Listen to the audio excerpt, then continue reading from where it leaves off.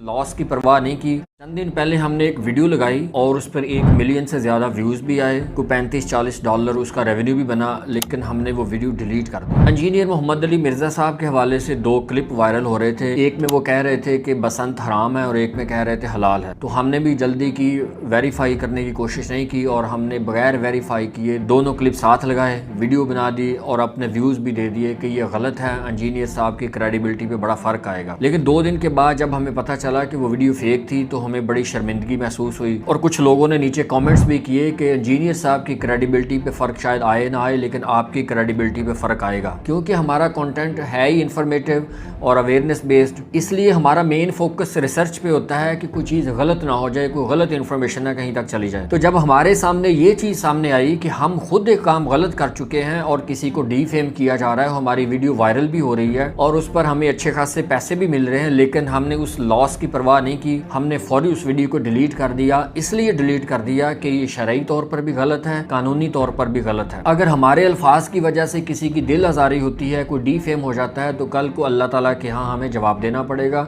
और कानून की नज़र में भी हम गलत साबित होंगे। क्योंकि पंजाब में डिफेमेशन एक्ट बन चुका है, डिफेमेशन ट्रिब्यूनल्स भी काम कर रहे हैं, तो हमें बड़ा ऑकवर्ड फील हुआ कि हमें ये नहीं करना चाहिए था, हमें इससे ज़्यादा रिसर्च करनी चाहिए थी, हमें अच्छे तरीके से वेरीफाई करके फिर वो वीडियो अपलोड करनी चाहिए थी। लेकिन मेरी नज़र में क्रेडिबिलिटी बहुत इंपॉर्टेंट है और सच की बहुत ज़्यादा ताकत होती है। हमें सच बोलना चाहिए, सच सीखना चाहिए। अगर हम कहीं गलत हैं तो हमें बगैर किसी शर्मिंदगी के, बगैर किसी नदामत के हमें इस्लाह कर लेनी चाहिए। हमें ये नहीं फील होना चाहिए कि लोग क्या कहेंगे या लोग क्या सोचेंगे। नहीं, जहां हम गलत हैं हमें उस गलती की दुरुस्तगी करनी चाहिए और ये हमारी मिस्टेक थी। इसलिए हम इंजीनियर मोहम्मद अली मिर्ज़ा साहब और उनके फॉलोअर्स से माजरत ख्वाह हैं कि हमारी वजह से अगर किसी की दिल आज़ारी हुई है या हमारे अल्फाज किसी की बदनामी का बायस बने हैं, हम इस पर दिलो जान से नादिम हैं, शर्मिंदा हैं और अपनी गलती का एहसास करते हुए हमने वो वीडियो डिलीट कर दी। और इसमें सबके लिए एक सबक है, आपका ताल्लुक किसी भी जमात से हो, आप किसी को पसंद करते हो या ना करते हो, लेकिन झूठ नहीं बोलना, झूठ बोलकर किसी को गुमराह नहीं करना और झूठ बोलकर किसी की बदनामी का बायस नहीं बनना और ना ही झूठ बोलकर किसी को सपोर्ट करना। आज नहीं तो कल जब भी हम अल्लाह के हुजूर पेश होंगे तो हमारे अंदर एहसास नदामत नहीं होगा,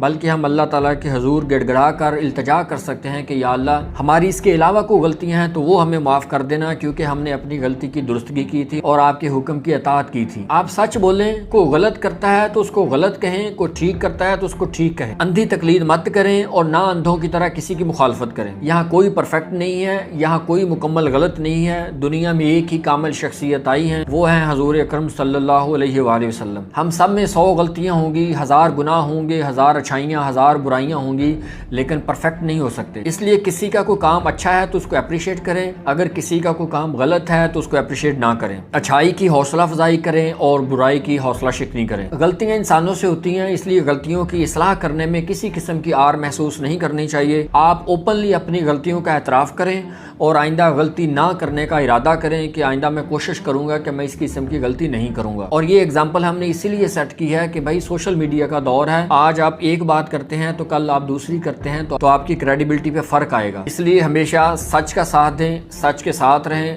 सच बोलें और सच को अप्रिशिएट करें।